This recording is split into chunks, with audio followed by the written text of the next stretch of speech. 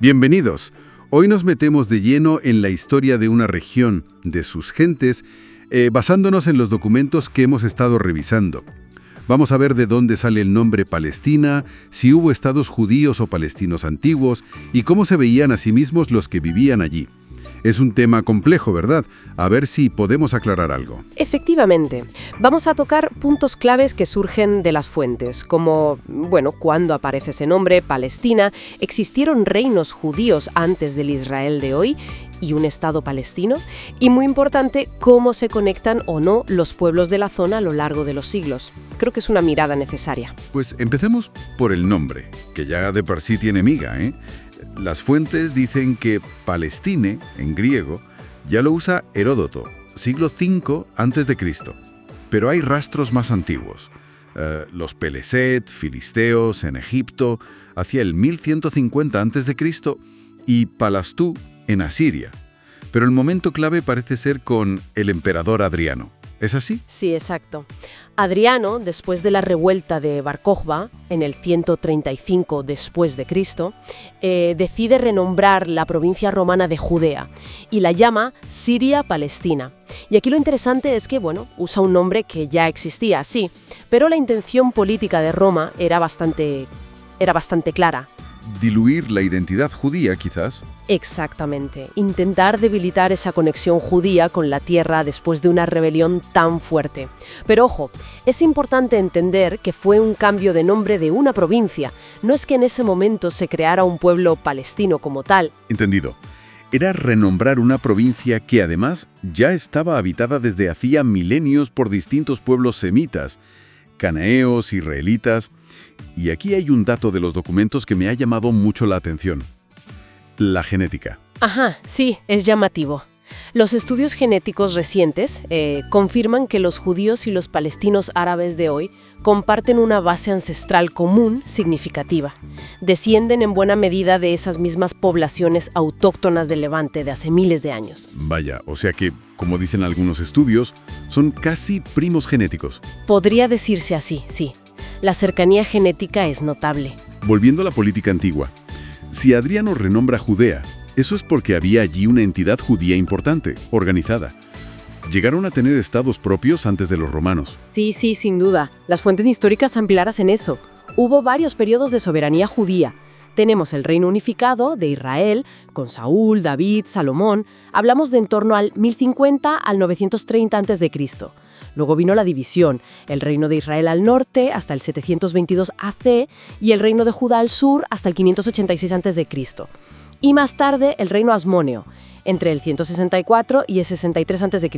Incluso intentos de independencia contra Roma. O sea que sí, la historia de estados judíos allí es muy, muy antigua. Queda claro, estados judíos sí hubo.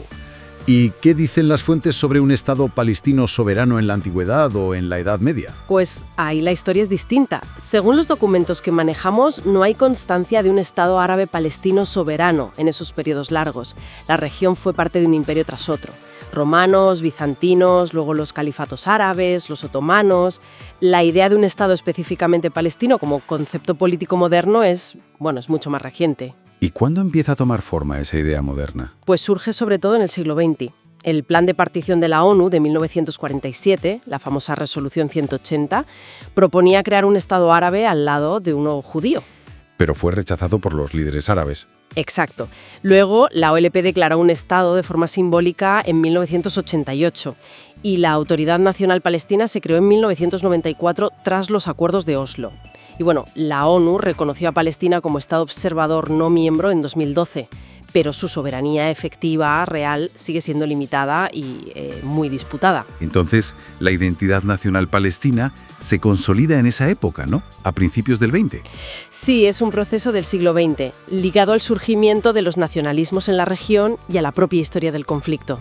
Es curioso cómo se cruzan las historias. Por un lado, esa raíz genética común tan antigua, y por otro, trayectorias políticas tan diferentes. Las fuentes incluso mencionan las tradiciones abrahámicas, ¿no? Isaac para los israelitas judíos, Ismael para los árabes. Sí, esa conexión ancestral, tanto genética como tradicional, es real y lleva a veces a esa metáfora de la pelea de familia. Pero hay que tener cuidado con simplificar.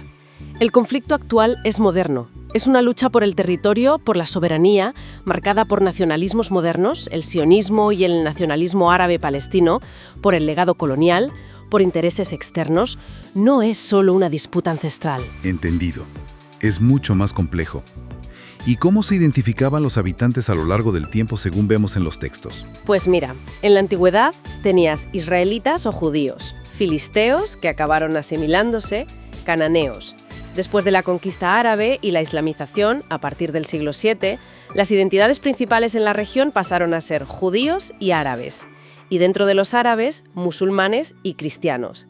Y hoy en día, las identidades nacionales predominantes son los judíos israelíes y los de la diáspora, claro, y los árabes palestinos. Vemos una evolución clara. Claro, las identidades no son fijas. La identidad nacional palestina es moderna, aunque se construye sobre raíces antiguas y sobre la arabización de la zona. La identidad judía también ha evolucionado, aunque sus raíces son muy antiguas. Hay continuidad genética, sí, pero también rupturas y cambios culturales y políticos. Muy bien. Pues si tuviéramos que resumir lo esencial de lo que hemos visto en las fuentes, diríamos que Palestina es un nombre antiguo, sí, pero que Roma reutilizó políticamente, que hubo estados judíos soberanos hace milenios, que la idea de un estado palestino soberano es moderna y su realización completa está, todavía en proceso, y que, debajo de todo, hay una conexión ancestral y genética muy profunda entre ambos pueblos. Exacto. Has resumido muy bien los puntos clave que extraemos. Y quizás la reflexión final que nos dejan estos documentos es, si somos conscientes de estas historias tan entrelazadas, ¿no?, de lo antiguo de unas identidades y lo más reciente de otras, de esas raíces comunes y de las diferencias políticas tan marcadas, ¿cómo puede esa comprensión histórica influir en cómo vemos el presente y en cómo imaginamos caminos hacia el futuro en esa región? Es una pregunta que resuena, creo, más allá de los datos históricos puros y duros. Por favor, comparte este video, dale like y suscríbete si aún no lo has hecho. Y comenta, ¿qué opinas del mismo? ¿Conocías algo de esto? Un abrazo y hasta la próxima.